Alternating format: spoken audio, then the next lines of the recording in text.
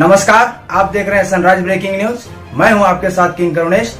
आइए 10 खबरें जानते हैं झारखंड की। सीएम हेमंत सोरेन ने राज्यवासियों को कोरोना संक्रमण के खिलाफ लड़ाई में एकजुट होने का आह्वान किया है। शुक्रवार को एटीआई मेयर्स रोड में उन्होंने 18 साल से अधिक के लोगों के टीकाकरण अभियान का शुभारंभ किया। इस दौरान सीएम ने कहा कि लंबे इंतजार के बाद वैक्सीनेशन अभियान प्रारंभ हो गया है। सरकार 18 से 44 की उम्र के लोगों को मुफ्त वैक्सीनेशन दिलाने की मुहिम पर लगी हुई है। राज्यवासियों से कहा कि इस संकट के खिलाफ हर हाल में लड़ना होगा। टीकाकरण के माध्यम से लोग अपने को सुरक्षित करने में आगे आइए। इसके जरिए आप अपने लिए और अपने परिवार और समाज के हित के लिए सुरक्षा कवच बना सकेंगे।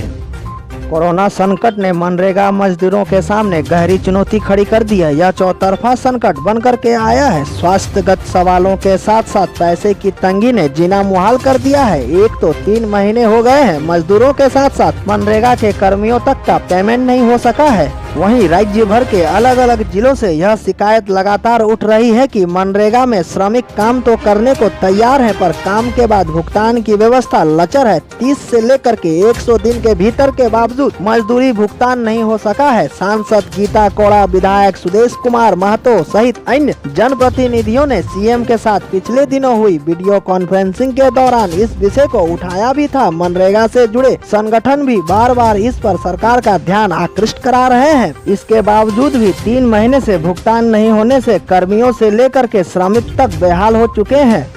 इन दिनों झारखंड में जंगली हाथियों का आतंक जोरों पर है। वहीं 24 जंगली हाथियों के संभावित आगमन को लेकर वन विभाग पूरी तरह तैयार हो चुकी है। जंगली हाथियों के झुंड ने फिलहाल झारखंड, बंगाल व उड़ीसा के सीमावर्ती जंगल बहरागोड़ा के चाकुलिया रेंज के जंगल में शरण लिए हुए है। पर्याप्त मात्रा में मिल रही भोजन के कारण झुंड अभी भी वहीं पर ठहरा हुआ है। बता दें कि 8 मई को हाथियों का यह झुंड बहरागोड़ा लोधन बनी के पास बंगाल से झारखंड की सीमा में प्रवेश किया था। यह झुंड झारखंड में अंतिम शरण अनगड़ा सिल्ली के जंगलों में लेता है। एक पखवाड़ा में हाथियों का यह झुंड अनगड़ा सिल्ली के जंगल तक पहुंच सकता है। ज्ञात हो कि सैकड़ों सालों से हाथियों का एक झुंड भोजन की तलाश में बंगाल से चलकर अनगड़ा सिल्ली के जंगलों में आता रहा है।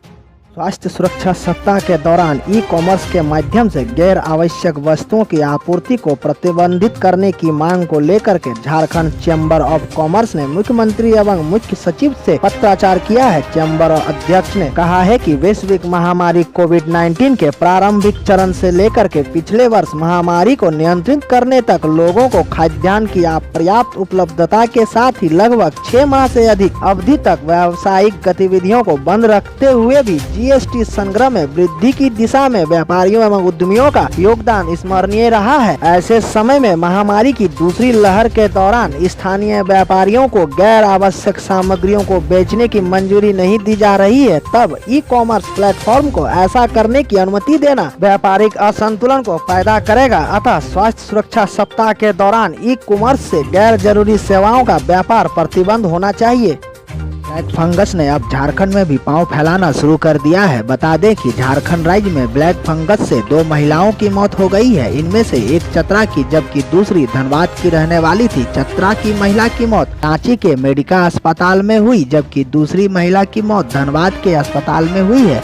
इस संबंध में असरफी अस्पताल प्रबंधन ने बताया कि 50 वर्षीय पीड़िता महिला बलियापुर रोड की निवासी थी। उसकी गंभीर स्थिति को देखते हुए उसे मंगलवार को रांची रेफर किया गया था। मेडिका अस्पताल में उसे बेड भी मिल गया था, लेकिन ऑक्सीजन लेवल कम होने के कारण उसे रांची नहीं ले जाया जा सका। वह किडनी और डायबिटीज रोग से भी पीड़ित थी। वहीं मेडिका अस्पताल की ENT रोग विशेषज्ञ डॉक्टर अनिंदिया अनुराधा ने बताया कि चतरा से आई मरीज को सोमवार को ही भर्ती किया गया था। उस समय उसकी स्थिति सर्जरी योग्य नहीं थी। मरीज की नाक में साइनस को ऑपरेट कर ड्रेन किया गया था और गुरुवार को यह प्रक्रिया दोबारा होनी थी। MRI करने के बाद रिपोर्ट आ चुकी थी। ऑपरेशन होने से पहले ही वार्ड में मरीज की मौत हो गई। उन्होंने बताया कि मेडिका में अभी ब्लैक फंगस इन्फेक्शन के 4 और मरीज भर्ती हैं। उनकी सेहत में सुधार देखा जा रहा है।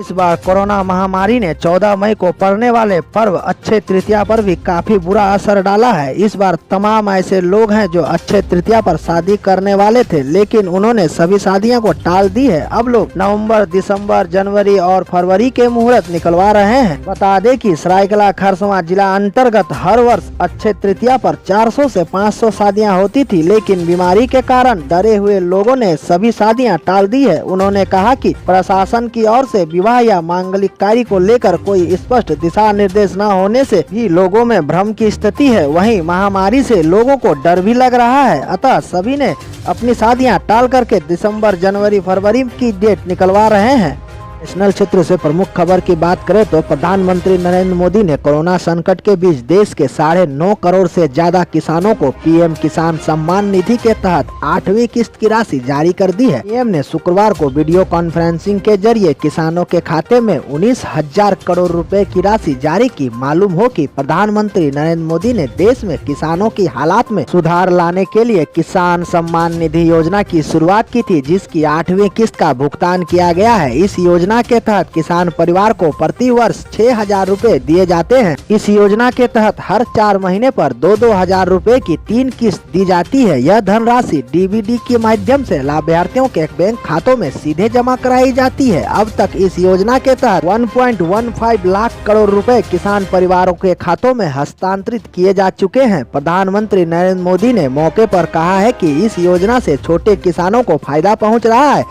14 मई से 18 वर्ष से लेकर 44 साल तक की उम्र के लोगों के लिए वैक्सीनेशन तो शुरू हो गया है, जिसके लिए सिटी में सेंटर भी निर्धारित कर दिए गए हैं, लेकिन ऑनलाइन रजिस्ट्रेशन करना लोगों के लिए अब भी सिरदर्द बना हुआ है। रिक्वेस्ट करने के बाद भी उन्हें OTP नहीं मिल रहा है, जिससे कि वह आगे की प्रक्रिया को पूरी नहीं कर पा रहे हैं। ऐसे लोग हेल्थ डिपार्टमेंट की ओर से जारी किए गए हेल्पलाइन नंबर पर कॉल करके मदद ले सकते हैं। पहला नंबर है 145555, दूसरा नंबर है 1800111565। इतना ही नहीं, हेल्पलाइन नंबर पर मौजूदा स्टाफ वैक्सीनेशन के लिए रजिस्ट्रेशन कराने में भी आपकी मदद करेंगे, जिससे कि आप भी अपना वैक्सीनेशन स्लॉट बुक करके टीका लगवा सकते हैं। सिविल सर्जन ऑफिस में टेक्निकल सेल की मॉनिटरिंग कर रहे आशीष झा ने बताया कि रजिस्ट्रेशन के लिए अचानक से काफी रिक्वेस्ट आने के कारण टेक्निकल प्रॉब्लम हो सकती है, इसलिए रजिस्ट्रेशन कराने के लिए थोड़ा इंतजार करें।